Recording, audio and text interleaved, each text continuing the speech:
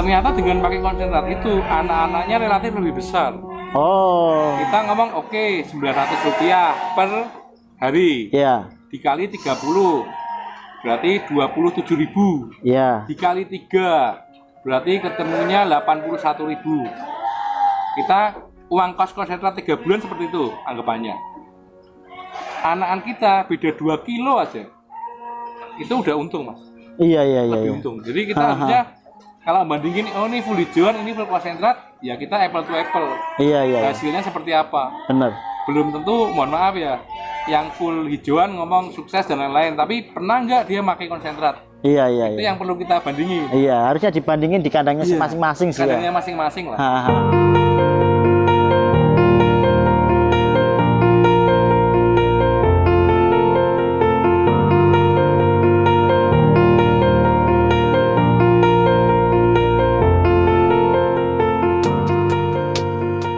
Assalamualaikum warahmatullahi wabarakatuh.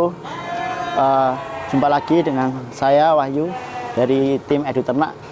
Teman-teman, hari ini kita akan bincang-bincang seputar breeding ya, dunia breeding domba. Nah, kebetulan di sini ada praktisi breeding. Jadi ada Pak Mario di sini dari Bineka Farm. Dan kebetulan saya pribadi di sini posisinya lagi di Bineka Farm. Nah, di kandang ini itu full breeding ya Pak ya? Iya, untuk kandang ini full breeding. Full breeding. 600 betina. 600 betina dan pejantannya berapa? Pejantannya 4. Pejantannya 4. Nah, sebenarnya breeding itu menarik gak sih? Menguntungkan gak sih? Karena kan sekarang ini kan ya cari betina bakalan itu kan susah, dan mau nggak mau teman-teman peternak juga harus mulai breeding, terutama untuk yang main-main penggemukan ya Pak ya. Iya. Penggemukan, bahkan mungkin teman-teman yang biasa main penggemukan ratusan ekor sekarang udah mulai main breeding juga. Ada yang main di breeding kambing perah, ada juga yang main di breeding domba. Nah, langsung saja saya tanya-tanya dulu sama Pak Mario, selama ini perjalanan dari breeding ini sebenarnya menarik gak sih untuk dijalankan, dan apa saja kendalanya? Monggo Pak. Ya, kalau saya dari awal itu kan emang breeding ya awalnya. Iya. Cuma kalau saya ngomong memang awal itu kita sabar ya Mas. Sabar lama, nunggunya lama. Iya. Kemudian faktor yang paling penting kalau di saya kembali lagi ke pakan, karena faktor pakan nanti kalau dikonversi ke rupiah pasti juga harus benar-benar dihitung intinya. Jadi kalau breeding ini lebih lama lah daripada orang fattening, kan kita ngomong 2 bulan, 3 bulan hasil. Kalau kita breeding lebih ke tabungan, sabar, tapi pakannya juga harus tepat kan. Harus terhitung lah, semua harus dikalkulasi. Iya, dikalkulasi. Karena kita kan nggak bisa tiba-tiba minta anaknya 2, lainnya 2 terus jantan semua. Kita kan juga nggak bisa. Bener, artinya kan perlu diseleksi juga ya Pak ya. Perlu diseleksi dari awal beli bakalannya, dan sewaktu perjalanan nanti juga diseleksi mana yang kira-kira perlu dilanjutkan untuk diternak di farm, ada yang dijual lah gitu ya. Nah, sebenarnya kalau untuk biaya breeding Pak, biaya breeding itu seperti apa Pak? Kalau di sini kebetulan kita semua anggapnya sama ya, domba ya. Cuma sebelumnya karena di sini ada berbagai macam, ada kita ngomong yang domba gibas lokal, itu yang biasa buat bahan penggemukan. Kalau di sini ada priangan lokal, ada cross texel atau orang nyebutnya texel, ada dorpel, F1, kita semua ada. Tapi dari situ saya ngelihatnya kita ngomong harga jual yang terendah dulu. Harga jual terendah kan kita ngomong untuk lokal gibas. Iya.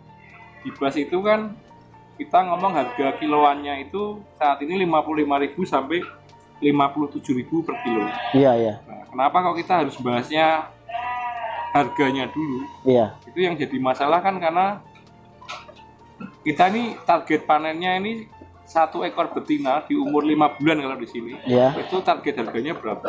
Ah, Kita ngomong realistisnya kan, kita ngomong harga terburuknya 5 bulan. Kalau dulu kita pakai pejantan lokal itu kecil-kecil mas. Itu di angka 15 kilo, usia 5 bulan. Jadi ketemu cuma ya gampangnya 750.000 harga jualnya gitu. Nah dari harga jual itu mungkin teman-teman kan harus bisa mengkalkulasi. Berarti hamil 5 bulan, nanti untuk cempenya harus 5 bulan lagi. Berarti 10 bulan. 10 bulan. 10 bulan. Kita berasumsi semua anak satu betina ya. Kita ngomong terburuknya dulu. Iya. Untuk hitung-hitungan. Kalau kita ngomongnya anaknya jantan 2 ya kita kasih makan yang mahal pun nggak ada masalah. Anggap aja bonus ya. Iya, bonus lah dari peternak. Jadi tadi 15 kilo di umur 5 bulan itu ketemunya perkiraannya 800.000 ya kalau dengan harga sekarang. Itu butuh waktu selama 10 bulan. Iya. Kalau 10 bulan berarti kita cuma per bulannya 80.000 per bulan. Iya. Itu kalau di sini termasuk pakan, termasuk pegawai. Kalau kita serat beli ya berarti beli rumput atau beli kangkung kering. Nah itu yang perlu kita hitung. 80.000 per bulan. Iya, 80.000 per bulan. Artinya perharinya 2.600 Pak. Iya, itu kan kalau saya pribadi sangat mepet mas. Iya. Sangat mepet. Maka dari itu di sini kita pakai pejantannya yang lumayan bagus lah. Kita upgrade di pejantan, bukan di betina. Dan kita mengejar target itu 5 bulan minimal 20 kilo. Minimal 20 kilo. Kali 57 ya. Ya, 57. Berarti 1.140.000 ya. Iya, per bulannya ketemu 114.000. Iya, berarti kita per bulan ketemu 114.000. Iya, dibagi 30 ketemunya 3.800. Berarti kita per hari kosnya harus di bawah 3.800. Benar. Itu baru kita balik modal istilahnya. Tapi kita juga harus ingat kan, betina ini umurnya sampai berapa melahirkan? Iya. Jadi kita di sini juga ada seleksi betina. Kalau yang udah anak 1, 2 kali atau 3 kali kita pasti akhir. Iya. Karena kebiasaan di sini yang semua anak 2 itu lahiran berikutnya pasti 90% anak 2. Oh. Tapi yang anak 1 biasanya saya tunggu 1 kali, yang ketiga masih 1 ya langsung saya akhir. Jadi kalau menurut saya ada efeknya itu karena saya pertama kali ngisi itu saya sempat baca jurnal lah. Iya. Di internet baca jurnal. Intinya itu prolific itu menurun. Anaknya atau induknya itu selalu prolific. Ada saatnya dia anaknya tinggal 1 berarti dia udah kurang sempurna lah. Genetiknya istilahnya. Jadi kalau di saya ini udah kita pilihin ya. Tapi kita milihin juga prosesnya dari darah. Dari belum poel, masih belum kawin itu kita udah mengkawinkan. Karena kita kan ini nambahnya juga udah nggak pernah beli sih. Oh, berarti belinya itu dari bakalan darah ya Pak ya? Iya, bakalan darah. Karena kita bisa nyusun pola pakannya, makannya seperti apa. Kembali lagi tadi ke rupiah, berarti tadi satu harinya 3.800. Kalau saya di Bhinneka ini karena pakai pegawai, saya anggap rumput beli itu 500 1 kilo. Kita ngomong bobot yang rata-rata yang kecil yang di masyarakat itu kan sekitar 20 sampai 25 kilo. Iya betul. Jadi kalau di sini pemakaian konsentrat itu 3 on per hari, dengan harga 3.000 per kilo. Iya. Jadi ketemu itu Rp900 per hari untuk konsentrat. Iya. Nah kalau mungkin untuk teman-teman yang petani atau masyarakat yang tidak menghitung biaya, itu berarti biayanya cuma konsentrat anggapannya. Karena dia rumput dari sawah, dari kebun sendiri. Iya. Tapi kalau alangkah baiknya menurut saya itu juga dikalkulasi. Istilahnya untuk tenaga, harus pelihara berapa sih supaya saya bisa untung. Nah itu harus dihitung dengan kos tenaganya. Benar. Kalau di sini karena kita pakai pegawai ini total 15 orang. Tapi kita pekerjaannya macam-macam. itu untuk breedingnya aja, untuk orang yang ngurus breedingnya aja itu ketemunya 1.000 di sini Per ekor. per hari. Jadi Oh. cara ngitungnya total gaji pegawai Iya. yang bekerja dibagi jumlah ekor, dijadikan per hari, dibagi 30. Iya, iya, iya. Nanti bisa ketemu per hari kos untuk karyawannya berapa kalau di sini. Dan untuk rumput saya masih sebagian beli, sebagian dari tanah sewa dan sekitaran kandang. Tapi di sini saya selalu menganggap saya beli rumputnya. Iya, iya. Saya kalau beli rumput di daerah sini Rp500 per kilo. Sudah sampai sini? Sudah sampai sini. Oh, Tapi iya, saya belinya partai besar ya, Iya. saya beli 2 ton minimal. Itu jadi di tempat saya itu ketemu Rp3.000 per hari. Per ekor. Oh. Per hari per ekor. Nanti kalau misalnya keluar anaknya itu pembaginya jadi 2 ekor. Tapi kita untuk kosnya itu kan nggak keluar. Iya, iya, iya, iya. Untuk sampai umur 1 bulan saya anggap itu kan 0, tapi pembaginya jadi lebih banyak. Iya, iya, iya, benar. Jadi untuk kos pegawai bisa semakin turun. Ya. Tadi yang dihitung tadi 3.800. Iya. Sedangkan saya kosnya 3.000. Saya jadi ada untung Rp800 per hari. Itu asumsi kalau anak 1 betina. Ya kalau anaknya 2 betina berarti kita untungnya udah bisa dihitung lah. Iya, iya, iya. Kalau jantan harganya berapa kita bisa ngitung. Ini kita ngitung kalau dari saya pribadi, yang penting anak 1 betina itu udah nggak rugi dulu bisa bayar pegawai. Karena sebenarnya faktornya kan banyak. Tapi nggih, kembali ke rezeki ya. Selama ini sih nggak pernah semuanya anak 100 ekor anak 1 nggak pernah. Kita kalau untuk lokal itu dari data sekitar 1,7. Tingkat kelahirannya. Berarti rata-rata 2 ya? Rata-rata 2 lah kita ngomong untuk lokal ya. Jadi di sana kita ngambil profitnya itu di anak kedua atau anak jantan seperti itu. Kadang juga ada yang anak 3, tapi jarang kalau di sini anak 3. Bisa dihitung jari lah. Jadi kalau saya terus terang faktor itu dulu yang kita hitung. Apakah benar pakan kita, pegawai kita, rumput kita itu kita pelihara selama 10 bulan kalau begini, itu masih menguntungkan enggak dengan asumsi 1 ekor betina. Itu dengan harga jual ibarat harga bakalan ya Pak ya? Iya, harga bakalan. Harga bakalan. Kalau misal teman-teman mungkin jual sendiri ke end user pasti lebih tinggi. Pasti lebih tinggi. Karena saya asumsi semua harga potong. Mau Texel, mau F1, mau apa, saya selalu ngitung HPP-nya di lokal potong. Jadi terjelek saya nggak bisa jual Texel, saya bisa jual harga potong. Istilahnya seperti itu. Tapi karena di pasaran harga Texel F1 lebih mahal ya, kita pasti jualnya juga lebih mahal. Lebih mahal. Ya ikuti harga pasaran lah Pak ya. Harga pasar aja lah. Cuma intinya kita dengan lokal pun kita nggak rugi. Benar. Jadi sebenarnya paling enak itu breeding untuk kelas potong atau untuk pemulia biakan Pak? Ya ini macam-macam sih Mas. Kembali ke orangnya masing-masing. Kalau saya hitungannya ada harian, bulanan, tahunan. Saya di tempat saya ini saya kategorikan kayak gitu. Jadi kalau kita ngomong harian, itu yang saya anggap kapanpun saya jual itu bisa. Saya harus ada kelas potong. Iya. Jadi sewaktu-waktu saya butuh uang untuk bayar pegawai, saya bisa jual domba potong. Iya. Karena kalau untuk Texel saya butuh uang. Kalau nggak ada yang mau beli, itu juga akhirnya kita harus harganya dijatuhin. Atau istilahnya kalau dibawa ke pasar juga jadinya harga potong. Iya. Kita ngomong harga potong ya, meskipun ada yang harga breeding mungkin lebih mahal atau dijual ke sesama peternak. Kelas breeding masih lebih mahal, tapi kita asumsi selalu yang paling jelek. Kemudian kalau tahunan kita ada double berat untuk betina. Itu kan kita nunggunya juga lama. Iya. Orang beli juga saat ini kan memang belum lahiran kan. Iya.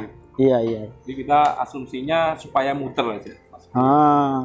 Tapi emang kalau breeding itu cash flow-nya kan lama ya Pak ya? Iya, lama dan harus sabar. Cuma saya berprinsip breeding itu nabung. Kita ngomong yang di luar nanti kita fattening ya. Iya. Breeding itu nabung. Saya beli waktu bulan Januari pertama ngisi itu harga 48.000 per kilo. Iya. Sekarang kita sudah di angka 57.000 per kilo kalau di sini ya. Iya. Jadi Kalau kita ngomongin persen, itu udah naiknya hampir 20%. Karena kan kenaikan 9.000 dari 48.000 rupiah. Iya. Jadi kita tabungannya itu naik. Kalau kita fattening ya pas harga naik, kita belinya naik. Jadi kita nggak istilahnya nggak nabung. Kadang teman-teman yang lain mikirnya, oh kalau fattening enak. Betul, enaknya itu dia 1 bulan, 2 bulan, 3 bulan bisa menikmati panen. Tapi kalau memang niatnya untuk nabung, kita ngomong kasarnya gitu, kita deposito ke bank itu untuk angka 20% setahun juga nggak mungkin. Nggak mungkin. Sangat nggak mungkin. Sangat nggak mungkin. Dengan breeding kita istilahnya cuma nyimpen aja, nyimpen Pak. aja. Nyimpen Jadi aja. kita betinanya udah harganya naik, kita dapat anakan karena nggak mungkin kita ngomong dari darah ya. Iya. Beli Januari tiba-tiba langsung udah lahiran kalau nggak beli buntingan. Itu kan otomatis asetnya kita anaknya juga harganya bukan 48 lagi. Iya. Saat ini usia 4 bulan 5 bulan berarti ya itu Iya. di angka 57. Benar. Itu. Jadi kadang orang mikirnya wah ini breeding lama susah ya, kalau kita niatnya untuk nabung saran saya sih breeding. Benar. Karena relatif lebih murah. Kalau fattening memang betul 1 bulan 2 bulan kita bisa panen, tapi resikonya juga nggak kecil. Benar. Iya, karena ya apa ya, kalau fattening itu kan barang dari luar ya Pak ya. Iya, dari pasar, dari manapun yang ya kita nggak tahu track record kesehatannya seperti apa. Jangan-jangan dia makan plastik kayak gitu-gitulah. Nah itu yang jadi kendala. Dan biasanya kita dapatnya juga terus terang banyak yang jelek. Iya. Ya, sangat yang jelek banyak sekali. Intinya untuk obat, untuk apa kita harus belajar. Kalau breeding ini sekali yang kita alami ya kita cuma obat cacing rutin aja. Rutinnya itu setelah melahirkan malah. Berapa hari setelah melahirkan? Kalau kita 1 minggu setelah Satu melahirkan. minggu. Oke, 1 minggu setelah melahirkan. Sekali setahun apa gimana? Kalau kita untuk induknya 1 kali, tapi nanti anaknya waktu setelah lepas sapi kita kasih obat cacing lagi. Oh iya. Karena kita kenapa kalau kita nggak langsung dikasih obat cacing? Karena kita begitu lahiran di sini dikasih antibiotik mas. Induknya? Oh Jadi iya. supaya bersih. Karena dulu itu sempat ada kejadian begitu melahirkan, keluar anaknya sehat, ternyata ada yang ketinggalan.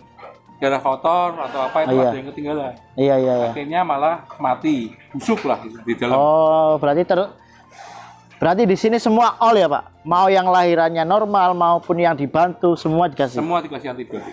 Oh, itu cara pencegahan yang paling minimalkan resiko gangguan infeksi rahim, sekaligus ya nanti takutnya waktu udah mau kawin lagi gak bisa jadi. Betul. Iya, karena infeksi. Kejadian setelah kita antibiotik, beberapa domba itu beda 3 jam, 2 jam, 3 jam, 4 jam itu bisa keluar seperti darah kotor, agak kental. Iya. Jadi Itu kan saya beranggapan mending mencegah lah. Iya, itu darah nifas Pak. Nah, itu biasanya ya normal sih, itu sampai apa ya? Ya sekitar sampai 14 harian lah. 14 harian. Dengan kita antibiotik sekarang lebih tidak cepat ada lagi. kematian lah, nggak ada, relatif lebih aman. Benar. Dan kita obat cacing selalu menjeda dari antibiotik karena dari rekan kita tim kesehatan itu kan harus ada jeda antara antibiotik dengan obat cacing. Makanya kita selalu memberinya jedanya 7 hari. 7 hari Pak. Iya, 7 hari. Oh iya. Kalau untuk cempe Pak, sebenarnya kan resiko di breeding itu kan ketika sudah bunting, lahiran, ada yang cempenya mati, ada yang cempenya kecentet dan lain sebagainya. Nah itu treatmentnya seperti apa? Ya, kalau di sini mungkin agak beda ya, tiap farm mungkin beda. Iya. Kalau di sini kita karena ada sistem koloni. Koloni itu di sini satu koloni rata-rata minimal 20 ekor. Indukan, satu jantan, dan di sini yang geser itu jantannya. Jadi di sini per koloni itu rata-rata 42 hari. Tergantung dari jumlah koloninya. Kalau yang sampai Texel itu sampai satu jantan 40 betina itu kita sampai 54 hari. Nah itu untuk efektifnya itu kita ada tanggalnya mas. Jadi nanti di usia kehamilan 3 bulan ke atas, pakannya itu kita upgrade istilahnya. Kalau di sini pakai konsentrat yang, karena di sini buat sendiri, kita nyebutnya konsentrat babonana. Oh. Jadi kita untuk proteinnya kita lebih tinggiin, energi lebih kita tinggiin. Karena kalau kita pakai konsentrat yang biasa, itu kalau yang anak 2 rata-rata kurang maksimal. Makanya kita mempersiapkannya itu dari hamil 4 bulan dan 5 bulan. Dan menyusui itu sama, pakai konsentratnya yang babonana kalau di sini. Itu sampai berapa bulan, Pak? Jadi sekitar 4 bulan. 4 bulan. Ya, nanti kalau anaknya udah mulai Sapi. Usia 3 bulan. udah 2 bulan. 2 bulan. Kita kasih konsentrat kembali yang murah lagi, yang biasa. Oh, Karena kita berasumsi anaknya udah bisa nyemil konsentrat. Jadi nggak 100% ke susu. Ya dengan pola-pola seperti ini nih lebih aman, lebih terjaga. Kita juga sekarang untuk kekurangan kolostrum juga sangat jarang terjadi. Iya. Terus susunya juga lancar. Kita ngomong yang normal ya, anak 2 ya. Kalau kita anak 3, anak 4 kita perlu nambah. Terus kemudian di konsentrat kita kan juga udah ada premix. Iya. Jadi kalau saran saya sih, pengalaman di sini lebih baik kita keluar kos lebih banyak. Dalam arti kosnya masih bisa dihitung ya. Kita ngomong premix itu kan harganya murah sekali. Mineral block itu kalau dihitung per ekor juga paling cuma ratusan rupiah keluarnya. Iya. Nah, tapi dengan adanya kelengkapan itu, kalau kita nggak melengkapi, kita ruginya di waktu. Benar. Istilahnya kita 5 bulan bunting, anaknya mati. Berarti kita hilang kos 5 bulan tadi. 5 kali 100.000 pengeluaran anggap aja. Berarti 500.000 kita rugi 500.000 karena dia nggak menghasilkan anak. Iya. Kemudian masih nunggu lagi 21 hari sampai 1 bulan baru kawin lagi. Ruginya kita jadi double karena kita sayang dengan beli mineral, beli mineral blok, pakan yang bergizi. Kita mungkin pengeluaran lebih untuk 5 bulan mungkin 50.000 lah anggap aja lebih. Iya. Untuk beli mineral blok, premix, tapi ya hasilnya kan kita lebih pasti lah. Iya. Ini yang menarik ini gini, Pak. Breeding kok pakai konsentrat gitu, Pak. Kan kalau untuk biasanya petani kan ya udah rumput-rumput aja gitu kan. Nah, itu kenapa kok pakai konsentrat? Ya, yang pertama karena di sini jumlahnya banyak. Kita pun dulu pernah mencoba itu karena kita lihat di YouTube ya, Pak. Iya. Beternak tanpa konsentrat full hijauan, untungnya ratusan miliar misalnya. Itu kita udah praktekin sendiri. Itu mungkin kalau untuk 5 ekor, 10 ekor, kita dulu 20 ekor masih bisa. Tapi dengan hijauan saya ngomong sangat banyak. Kita bisa ngomong ad libitum lah. Iya. Sedangkan kita di sini, kami di sini sekarang populasi breedingnya udah 600 hampir ke 700 ya. Iya. Indukan betina. Kalau kita dengan model seperti itu, rumputnya mau sebanyak apa yang pertama. Yang kedua juga harus dihitung. Mungkin teman-teman masyarakat terutama yang sering sharing sama saya, Pak ngapain pakai konsentrat? Iya. Nah, harusnya kalau yang berpatokan nggak pakai konsentrat full hijauan, apakah pernah dicoba full hijauan saja sama satunya dengan konsentrat? Kita lihat hasil akhirnya kalau breeding kan anakan, Mas. Iya, benar. Besar yang mana sih? Biasanya yang mana sih? Diceknya itu usia berapa, Pak, biasanya? Kalau kita di sini penimbangan waktu lahir, iya, sama lepas sapi umur 3 bulan. Oh, itu. Jadi kalau untuk lokal kita terus terang kita sampel, Mas, nggak kita tag. Iya. Karena kalau lokal jantannya kita cuma 1. Tiap tahun kita ganti, kita potong untuk kurban di kandang ini. Jadi kita melakukan penimbangan kalau lokal ya, kita ngomong lokal itu sampel 1 bulan dan 3 bulan. Kita pakainya kalung modelnya. Jadi ternyata dengan pakai konsentrat itu anak-anaknya relatif lebih besar. Oh. Kita ngomong oke, 900 rupiah per hari. Iya. Dikali 30 berarti 27.000. Iya. Dikali 3 berarti ketemunya 81.000. Kita uang kos konsentrat 3 bulan seperti itu anggapannya. Anakan kita beda 2 kilo aja. Itu udah untung, Mas. Iya. Lebih untung. Jadi kita harusnya kalau bandingin, oh ini full hijauan, ini full konsentrat, ya kita apple to apple. Iya, iya, iya. Hasilnya seperti apa? Benar. Belum tentu, mohon maaf ya, yang full hijauan ngomong sukses dan lain-lain, tapi pernah nggak dia pakai konsentrat? Iya, iya, Itu iya. yang perlu kita bandingin. Iya, harusnya dibandingin di kandangnya Iya. masing-masing sih ya. Kandangnya masing-masing lah. Hahaha. Karena kalau di sini pakai konsentrat, mungkin ada berpikiran, oh sini kan jual konsentrat. Silakan dibandingin di tempat masing-masing, Benar. dicoba sendiri mana yang lebih efektif. Apakah dengan pakai konsentrat hanya yang lebih besar, Iya. resiko kematian cempenya lebih sedikit, itu kan yang perlu dibuat perbandingan ya. Jangan cuma dijudge orang zaman dulu di Angon sehat-sehat aja. Benar. Orang sekarang kok harus pakai konsentrat gitu. Karena kalau saya istilahnya pakai teori full hijauan 10-15% dari bobot badan. Iya. Kita ngomong di sini populasinya 1000 ekor, Iya. termasuk fattening. Iya. 1000 ekor itu rata-rata anggaplah bobot 25 kilo. Iya. Berarti bobotnya semua 25 ton. Berarti saya butuh rumputnya itu kan 2,5 ton. Iya, iya. Per Kalau hari. 10% ya? Iya, kalau Kalau 15%. 15%. Berapa rumput yang harus saya siapkan? Jadi selain lebih efektif, kita juga inilah semua kan dikembali lagi ke cost ya. Benar, benar. Cost itu dalam arti pakai tenaga ngarit, kalau sini karyawan. Iya, iya, iya. Kalau pakai konsentrat kita tinggal ngasih. Itu kan juga ada selisih cost loh. Benar, Cuma benar. hasil akhirnya kita ini yang harusnya dibuat acuan. Jangan harus pakai hijauan tok biar untungnya banyak. Boleh kalau memang menghasilkan silakan. Terutama kalau saya ngomong silakan dicoba lah. Tapi kalau jenengan udah 50 sampai 100 ekor, saya jamin hasilnya nggak mungkin maksimal. Gitu. Karena rumput itu kalau kita tumpuk banyak, itu bawahnya apek mas. Iya, akhirnya nggak dimakan. Nggak dimakan. Sebenarnya dia lapar tapi nggak dimakan. Oh iya benar. Kan gitu. Iya saya sering juga lihat kayak gitu. Mungkin kalau pemberiannya 6 kali sehari Iya. aman.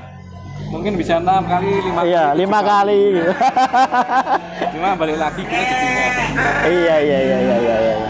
Nah, ini Kadang orang juga, makainya kangkung kering misalnya. iya, Masuk enggak? Ya kembali lagi, kita ngitungnya ke harga jualnya masuk enggak? bener. Harga jual produknya yang dihasilkan. Kita pakai patokan yang mana kan gitu. Patokannya mau pakai, kalau pilihannya dorper, istilahnya beliin pizza juga masih masuk kan istilahnya. Tapi kalau kita pilihannya lokal kan juga nggak masuk.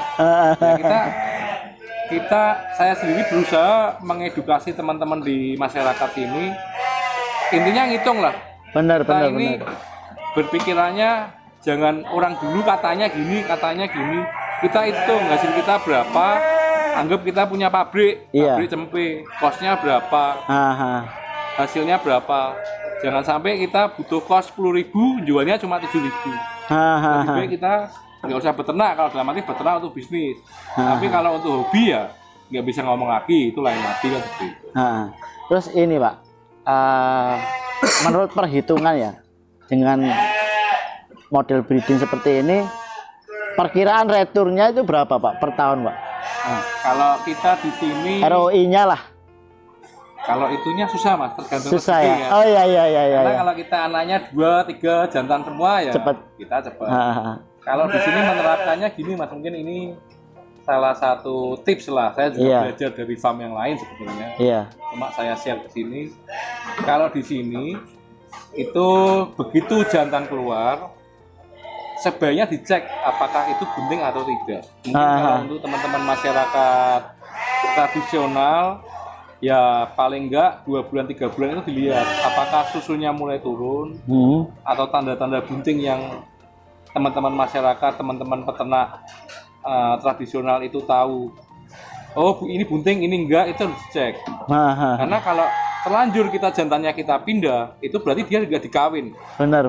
Sampai dia muter lagi, lainnya udah beranak usia 2 bulan baru dimasukin jantan. Iya. Kita ruginya di kos mas. Nanti kita misalnya ketahuannya lainnya udah lahiran 5 bulan, ternyata satu nggak hamil. Iya. Berarti kita rugi 500.000 ngasih pakan cuma-cuma. Ngasih pakan cuma-cuma ke 1 ekor yang nggak bunting. Makanya kalau bisa selalu mengecek apakah ini bunting atau enggak. Tujuannya itu. Jangan sampai kita ngasih makan ternyata majel. Benar. Ternyata memang belum kekawin. Nah itu kita istilahnya cuma tadi ke dombanya. Padahal tujuan kita ini untuk ngasilin anak. Iya. Iya bisa dicek dengan siklus birahinya lah Pak. Kan setiap domba kan pasti ada siklus birahinya. Oh iya Pak, yang tadi kan digabung sama pejantan selama 42 hari. Itu berarti berapa? 3 siklus birahi.